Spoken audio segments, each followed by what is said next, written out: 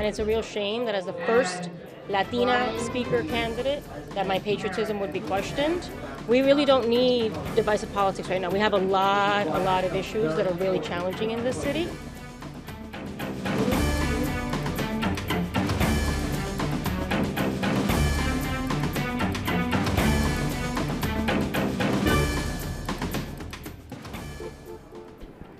Welcome back to the Road to City Hall. That was City Councilwoman Melissa Mark Viverito responding to criticism over her past refusal to recite the Pledge of Allegiance at City Council hearings, which this week suddenly became a hot topic in the race for Council Speaker. This all comes as observers wonder if Mayor-elect de Blasio will weigh in on who he would like to see running the other side of City Hall.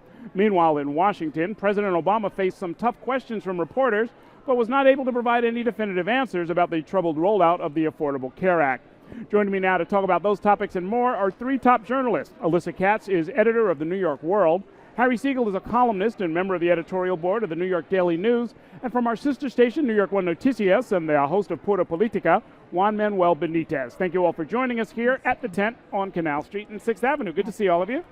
And let's start with that whole issue of Melissa Mark Viverito. Is that a deal killer for her? I mean, the politics of it, I think, are familiar to some, although we can talk about that as well. But did she take a hit that will prevent her from becoming Speaker? No, I don't think that her stand against reciting the Pledge of Allegiance is a deal killer for her, but I do think it raises a really interesting issue about, how she's coming across to New Yorkers. I think for a lot of people, this is something that does suggest to them that she's a divisive figure. So that's something we could expect to continue if she became Speaker. It was sort of new to me. I didn't realize that if you are independentista, you don't say the Pledge of Allegiance. Is that something that's been going on for a while? Well, I disagree with my colleagues just because we're talking about something that doesn't make any sense. She's going through her Sandinista moment in the press, but it's not something that voters out there or New Yorkers are talking about.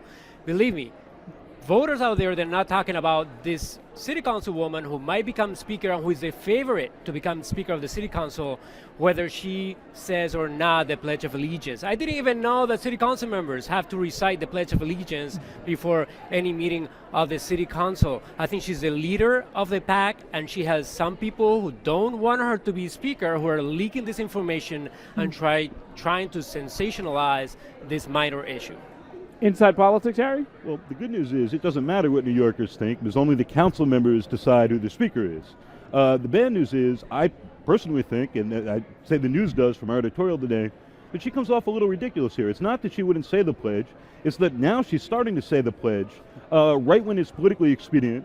When you press her on this, suddenly it's as the first Latina woman, why is this becoming an issue when nobody else has brought that up?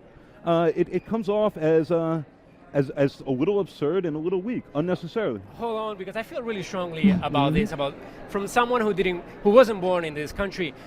Whenever minorities are close to getting to power, we are talking about whether they are patriotic enough, American enough. We're still discussing, some people in this country still believe that Barack Obama wasn't born in the United States and he's from Africa and his loyalty is to a different country.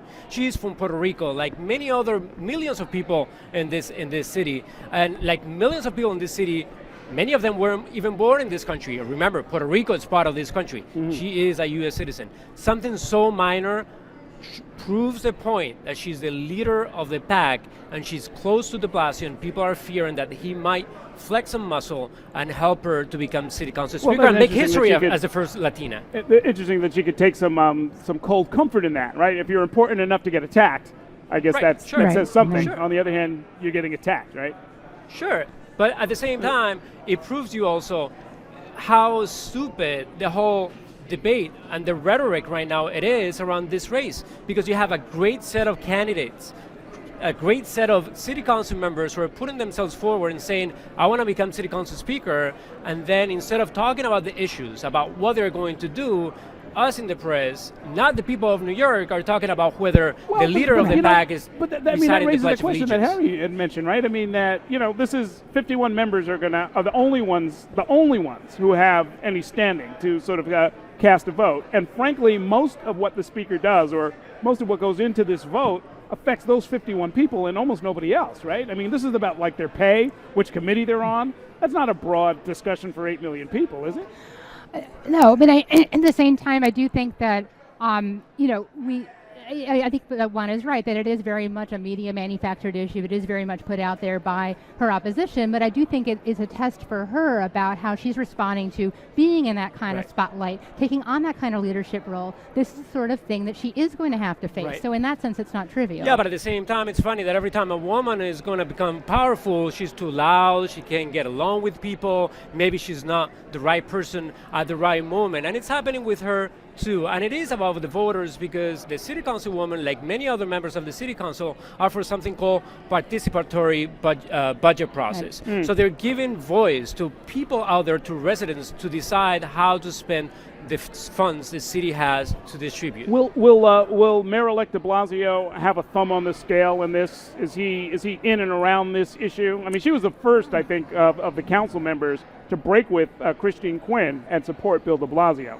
That's right. No, I think certainly he will weigh in. Whether or not he's going to weigh in favor of Mark Viverito, I think, is an open question. And I think there are quite a few reasons for him to support other candidates, not openly, but I think Garodnick, there's a good case to make for de Blasio supporting Garodnick quietly and tipping the scale that way. We obviously don't know. What's the case? I think the case is he needs to protect his left flank. In other words, that he needs to be able to say that, Garodnick has openly said, he said this last night, somebody needs to take an oppositional role to the mayor and actually stand up to the mayor. So he's kind of laid that card down to distinguish himself. And that may prove convenient for de Blasio as well. Oh, so he can say, I would run with this incredibly liberal agenda, right. but this guy Garodnick, the speaker, he doesn't agree with What a me. shame. Interesting. We've got more to talk about. We're going to do that in just a moment when we come back to talk with these fine reporters. Remember, if you'd like to get in on the conversation, you can either come down here to the Talking Transition tent, or you can send me a tweet at Errol Lewis or at Road to City Hall. We'll be back in a moment.